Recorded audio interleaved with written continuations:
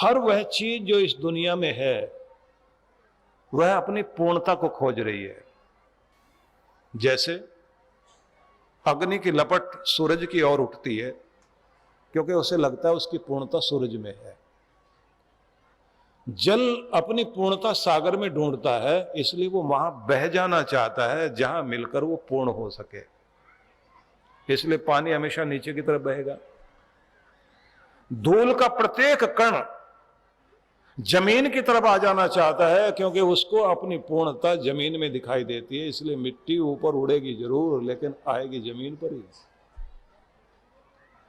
हवा कहीं भी हो, किसी टायर में भरी हो या गुब्बारे में भरी हुई हो, ये संपूर्ण विश्व में फैली हुई हवा से जुड़ जाना चाहती है वो। इसलिए छोटा सा भी सुई आप लगा दें, गुब्बारा फटेगा और बाहर जो हवा है उसमें जाके वो मिल जाएगी। तो समझ में ये आया कि जितने भी पदार्थ हैं इस संसार के वो अपनी पूर्णता की तरफ भाग रहे हैं, वो पूर्ण होना चाहते हैं। धूल का कण मिट्टी में पूरा होना चाहता है, धरती में पूरा होना चाहते हैं, हवा हवा में मिल जाना चाहती है, पानी अपने स्रोत में जाके सागर में मिल जाना चाहता है, अग्नि अपने संपूर्ण स्वरूप सूरज में मिल जाना चाहती है। ये सब तो पूर्णता के लिए भाग रहे हैं, बस हम नहीं भाग पा रहे। हमारी पूर्णता परमात्मा में है, हमारा आनंद हमारे भगवान में है। अब सवाल यह आता है कि भगवान कहाँ है? तो सब लोग कहते हैं कण कण में है। पाया कहाँ जाता है? बोले बाहर नहीं पाया जा सकता। मिलता कहाँ है? बोले अंदर मिलता है। तो फिर अंदर मिलता है, अंदर की किसी ने चेष्टा की है क्या? अंदर हम चेष्टा नहीं करते। जब भी आंखें बंद करते हैं तो एक भीड़ दिखाई देती है। जितना भयंकर संसार बाहर है उससे भयंकर संसार अंदर है। आंखें बंद करते ही आपको वो सब याद आने लग जाता है जिसका आप सामना करना नहीं चाहते। अब कहा यह जाता है कि अगर आप आरती बंदन करते हैं, भगवान का ध्यान करते हैं, मंदिरों में जाके खड़े होते हैं, तो फिर आपको एक काम करना चाहिए कि आपकी आरती भी योग बन जाए, आपकी पूजा भी योग बन जाए, आपका कर्मकांड भी योग बन जाए, आपका फूल चढ़ाना भी योग बन जाए। अब कहते हैं वो योग कैसे बने? तो इसका जवाब ये दिया गया है कि कुछ भी पूजा पाठ करते हुए, भजन गाते हुए, कीर्तन करते हुए, प्रार्थना करते हुए, मंत्र पढ़ते हुए इतने तल्लीन हो जाइए कि आपको अपना आपा याद ना रहे। बस वहां इतने एकाग्र हो जाइए कि मैं और तू को भूलकर केवल परमात्मा का ही ध्यान रहे। आकार का भी नहीं, रंग रूप का भी नहीं, वस्तु का भी नहीं, जहां आप खड़े हैं अपने आपे का भी ध्यान नहीं। मांगना क्या है ये भी भूल जाओ। तू ही तू, तू ही तू, तू ही तू कहते कहते लीन हो जाइए। तो कहते हैं जहां आप खोए वहीं आप भगवान से मिले। तो बाहरी जगत में पूजा करते हुए थोड़ी देर के लिए इतने तल्लीन हो जाइए कि अपनी सुध बुध गंवा दें। और जब अंदर आप पूजा पाठ करते हैं या अंदर ध्यान करते हैं तो अंदर भी वो स्थिति हो जाए, विचार खो जाए और आप गुम हो जाए।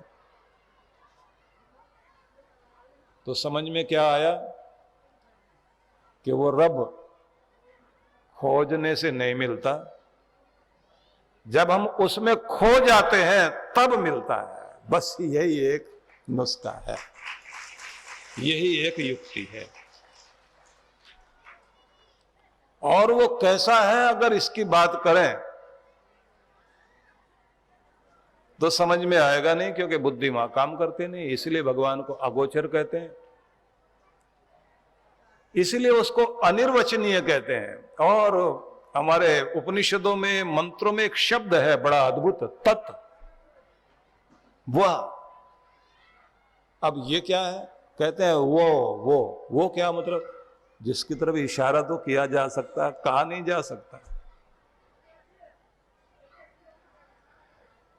होमर ने अपनी एक कविता लिखी थी जिसका सार यह था कि मेरे हाथ में हजारों तारों का साज दो और मैं गाऊं तेरे गीत। और हजारों सालों की उम्र तुम मुझे दो और हजारों इंसानों की ताकत मेरे अंदर आए, तब मैं साज छेड़ूं, गीत गाऊं, तो तेरी महिमा इतनी अनंत है, मेरे साल खत्म हो जाएंगे, साज टूट जाएगा,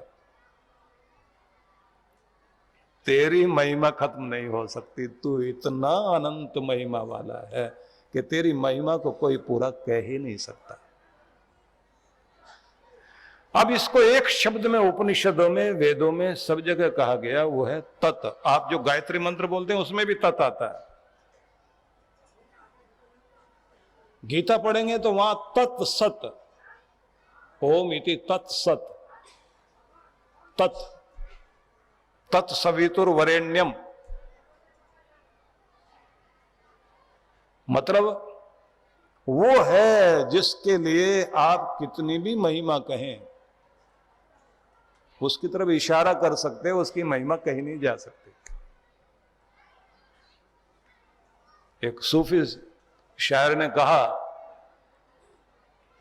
क्या कहूं, कैसे बताऊं, क्या खूबी है मेरे महबूब की, उस रब की। क्या कहूं, कैसे बताऊं, क्या खूबी है मेरे महबूब की, दिल में तो आता है, समझ में नहीं आता। उसको आप दिल से तो समझ सकते हैं, प्यार करके तो समझ सकते हैं, बुद्धि लगाकर उसे नहीं समझ सकते, क्योंकि वो बुद्धि का विषय है ही नहीं। दिल में तो आता है, समझ में नहीं आता। समझने के लिए दिमाग लगाइए, दिमाग वहां पहुंचता ही नहीं। फिर वहां क्या पहुंचता है, वहां प्यार पहुंचता है। जितने भी मार्ग हैं भगवान तक पहुंचने के, नारद जी से जब कहा गया कि बताइए मार्ग क्या है, नारद जी ने भक्ति के सूत्र दिए, तो उनको नारद भक्ति सूत्र कहते हैं। उन भक्ति सूत्रों में जो उन्होंने महिमा कही, वो सिर्फ प्रेम की महिमा कही। ये भक्ति क्या है, सातु अस्मिन परम प्रेम रूपा, परम के प्रति अनंत प्रेम का नाम भक्ति है। तो या तो आप प्रेम पूर्वक हो करके योग करें, मतलब खुद को जोड़ें, तो इसका नियम यही है कि जो भी आप कर रहे हैं उसे करते करते इतने खो जाइए कि आपको अपनी होश न रहे। यह तब संभव है, अब ध्यान से समझना, यह तब संभव है जब आपका मस्तिष्क शांत रहे, तब यह भाव तरंग जागेगी। तो अच्छी नींद लेना पहले शुरू कर लीजिए। अच्छी नींद से मतलब है क्वालिटी वाली नींद। जिस आदमी को क्वालिटी वाली नींद आती है, गुणवत्ता है जिस नींद में, उसके मस्तिष्क में शांति आएगी। और इसका नियम क्या है, रात्रि में सोने से 20 मिनट पहले मस्तिष्क को शांत करना शुरू करिए, और वो सब सीरियल देखना छोड़ दीजिए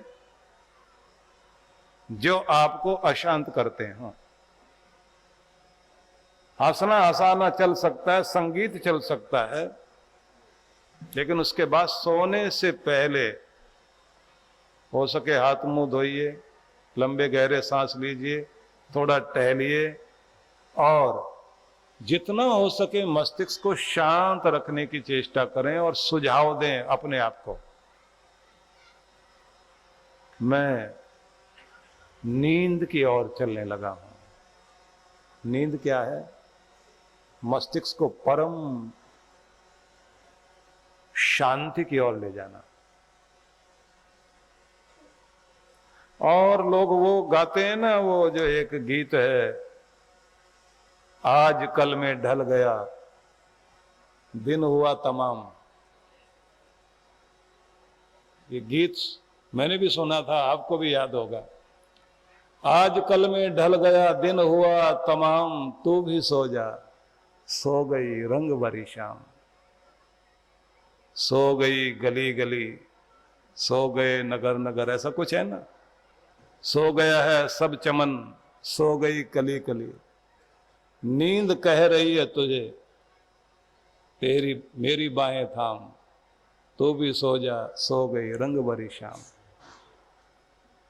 गूंजने दीजिए अपने अंदर उन शब्दों को कि आपके अंदर इतनी गहरी शांति आ जाए कि आप नींद में जाने के लिए आपका रोवा रोवा रोवा रोवा कण कण प्रत्येक सेल्स में शांति समा जाए। और जब आप पूर्ण शांत होते हुए बिस्तर की तरफ बढ़ें तो आपका बिस्तर साधारण चीज नहीं है। और ये ध्यान रखना, बिस्तर को गंदा संदा नहीं रखना चाहिए। वो सेज है आपके, उसे बहुत सुंदर बनाओ, शांति वाले। और जब आप सोते हैं तो ये बात ध्यान रख लीजिए कि लाइट मत रखो। नींद के लिए लाइट नहीं चाहिए। नीली रोशनी उस तरह की लोग रख लेते हैं जो सितारों में होती है, लेकिन कोशिश करो कि अंधेरा ही हो। और जब सोने लगे तो अपनी जिह्वा पर उस प्यारे का नाम लेकर ऐसे लेटते लेटते बोलना शुरू कर दीजिए कि आपको पता भी ना लगे कि कब आप सो गए। और आपका जो सबकॉन्शियस माइंड है उस मंत्र को पकड़ ले जो आप जाप कर रहे हैं, तो क्वालिटी वाली नींद आएगी। मतलब शांति की यात्रा आपकी नींद से शुरू होती है। जिस आदमी को अपना मस्तिष्क शांत करना आ गया, ये याद रख लेना, मस्तिष्क में शांति आ गई तो शांति से प्रशांति की यात्रा शुरू हो गई। शांत मस्तिष्क है तो उस हृदय में प्रेम भी जागेगा, आनंद की यात्रा शुरू हो सकती है। दुखद बात यह है कि हम लोग जीवन में शांति स्थापित नहीं कर पा रहे हैं। लोग क्या मांगते हैं भगवान से? भगवान मेरे घर परिवार में सुख देना। सभी की कामना होती है मेरे घर परिवार में शांति नहीं, सुख आए, सुविधाएं आए। पर यह सुख टिकता किस पर है? सुख हमेशा एक ही चीज पर टिकता है और वो है शांति। मन में शांति है तो सुख के साधन आपको आनंदित कर देंगे। अगर मन में शांति नहीं, सुख का साधन कभी आनंदित नहीं कर सकता। सुख के साधनों से सुख नहीं मिलेगा।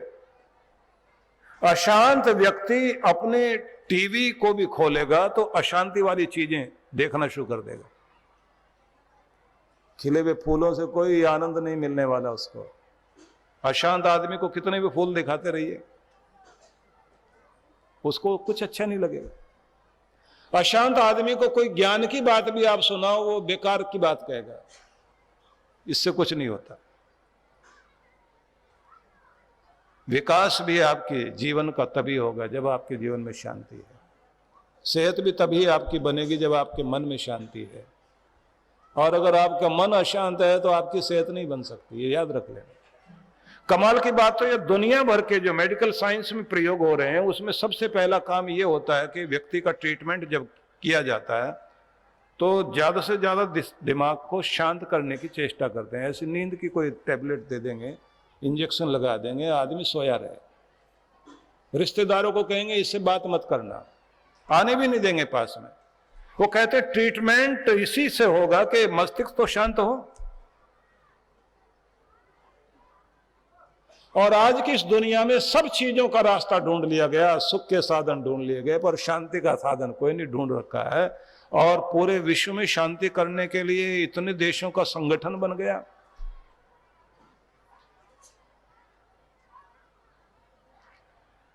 यूनाइटेड नेशन पूरी कोशिश कर रहा है पूरी दुनिया में शांति हो, और एक ही नॉर्थ कोरिया में बैठा हुआ एक ही आदमी पूरी दुनिया को हिलाने में लगा हुआ है। किसी एक व्यक्ति का मस्तिष्क कहीं से भी हिल जाए पूरी दुनिया को हिला सकता है। किसी घर के अंदर एक अकेला आदमी पूरे घर का हिसाब किताब खराब कर सकता है। लेकिन शांति की शक्ति भी बहुत बड़ी है। अपने यहां तो ये कहा जाता है कि शांति एक बार नहीं 3 बार बोलनी चाहिए। मन में भी शांति हो, वचन में भी शांति हो, आपके कर्म में भी शांति हो, देवलोक में शांति, पृथ्वीलोक में शांति, अंतरिक्ष में शांति। और सबसे ज्यादा हमारे यहाँ मंत्र पाठ जितने भी होते हैं आखिर में शांति पाठ होता है। देव शांति, अंतरिक्षम शांति, पृथ्वी शांति, आप शांति, औषधय शांति, वनस्पति शांति। देवलोक में शांति हो, अंतरिक्ष में शांति हो, पृथ्वी लोक में शांति हो, जलों में शांति हो, औषधियों में शांति हो, वनस्पतियों में शांति हो। ये सब बोलने के साथ साथ में एक बड़ी अद्भुत बात कही जाती है जो इस मंत्र की प्यारी बात है, वो ये विश्व देवा शांति, सारे देव शक्तियां शांति देती हैं। तुम जुड़ो तो सही। ब्रह्म शांति, परमात्मा के नाम में शांति है। भगवान की तरफ चलना चाहते हैं तो शांति से परमात्मा की तरफ चला जा सकता है, और जब वहां जाते हैं और वहां मन जुड़ता है तो शांति पहले मिलती, शांति का प्रसाद पहले मिलता है। शांति से शांति की यात्रा। और इससे भी ज्यादा कमाल का शब्द यह है, यहां कहा गया सब में शांति है, वो शांति मुझे प्राप्त हो, तो एक शब्द कहा गया शांति रेव शांति। ये मुझे बहुत प्यारा लगता है। कहते हैं शांति शब्द भी शांति देता है। सा शांति मां यदि, शांति कहने से भी शांति मिलती है। बस वो जो शांति पूरे संसार में बसी हुई है परमात्मा, वो मुझे दे। क्योंकि घर में एक ही चीज मत मांग लेना, सुख आए, सबसे पहले कहना शांति पहले आए, फिर आए सुख। तो सुख शांति।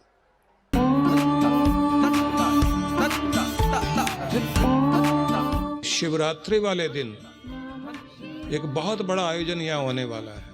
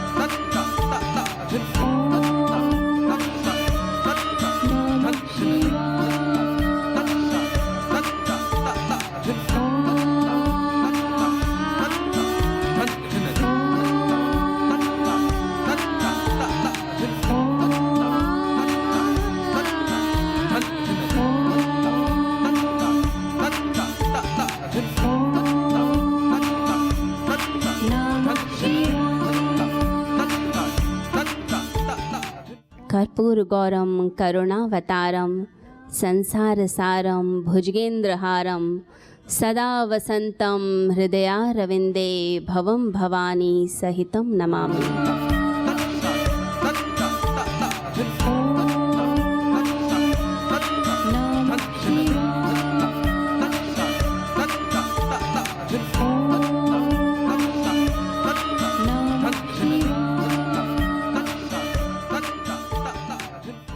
अन्नपूर्णा योजना। इस योजना में आप अपने एवं अपने परिवारजनों के जन्मोत्सव, विवाह की वर्षगांठ तथा दिवंगत परिजनों की पावन स्मृति में आनंद धाम आश्रम में स्थित गुरुकुल के ऋषि कुमारों एवं वृद्धाश्रम के वृद्धजनों को सहभोज करा सकते हैं।